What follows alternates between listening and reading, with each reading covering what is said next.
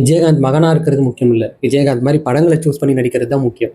இது விஜயகாந்த் இருந்திருந்தாலே ஃபீல் பண்ணியிருக்க மாட்டாரா இத நெனச்சு?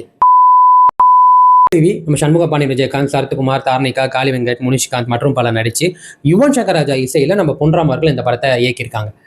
இந்த படத்தோட ஒன்லைன் என்னன்னு பார்த்தீங்கன்னா 90களில் நடக்கிற ஒரு உண்மை சம்பவத்தின் அடிப்படையில் எடுத்திருக்காங்க. ஒரு ஏரிக்காண்டி 10, 12 ஊர்களோட வாழ்வாதாரத்தை அழிச்சு அவங்க விவசாய நிலத்தை பிடிங்கி அதில் ஏரி கட்டுறாங்க. ஸோ அதுக்கு அவங்க மக்களோட வாழ்வாதாரத்துக்காக அவங்க தப்பான தொழில் செய்கிறாங்க. தப்பான தொழில் சென்ஸ் கஞ்சா விளைவிக்கிறது, அதை கடத்துறது, இந்த மாதிரி விஷயங்கள்.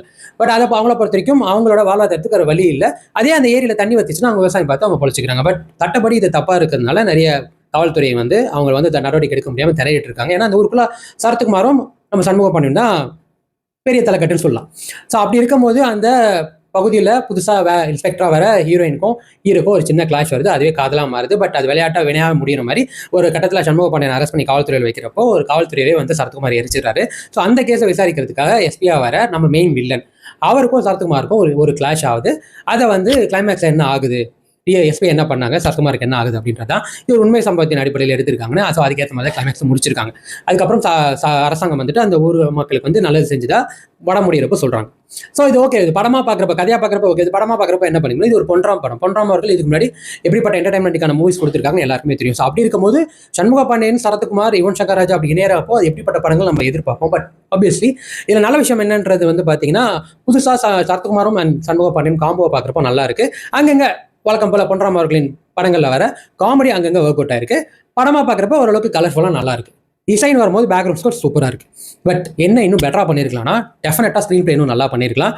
இன்னுமே காமெடி நிறைய இடங்கள்ல ஒர்க் அவுட் பண்ணியிருக்கலாம். சண்முக பாண்டியன் இது வரைக்கும் நிறைய படங்களை சீரியஸாக பார்த்துருக்கோம். பட் இந்த படம் கொஞ்சம் காமெடி கலந்த ரொமான்ஸ் நல்லா இருக்குது. பட் அது இன்னுமே நல்லா பெட்டரா பண்ணியிருக்கணும். அவரோட ஹைட்டுக்கு ஸ்டன்ஸ் எல்லாம் செமையா பண்ணிருக்கலாம். பட் அதுவுமே பெரிய குறையா தான் தெரிஞ்சுது. யுவன் சங்கர் ராஜா தான் மியூசிக்கா அப்படின்னு கேட்கிற அளவுக்கு தான் பாடல்கள் ரொம்ப ரொம்ப ரொம்ப ரொம்ப ரொம்ப சுமாரா இருந்தது. என் தலைவன் நான் நினைக்கிறப்போ எனக்கே கஷ்டமா இருக்கு. பட் ஸ்டில் அந்த படம் அந்த அளவுக்கு தான். ஸோ என்னை பொறுத்த வரைக்கும் இந்த படம் ஆகாவோன்ற அளவுக்கும் இல்லை, அடைச்சா அப்படின்ற அளவுக்கும் இல்லை. இது ஒரு மிட்டான படம். என்னை பொறுத்த வரைக்கும் விஜயகாந்த் அவர்கள் வந்து சண்முக பாண்டியன் வயசுல பயங்கரமான படங்கள்லாம் பண்ணிடுறாரு, ஆல்ரெடி பண்ணிட்டு இருந்தாரு.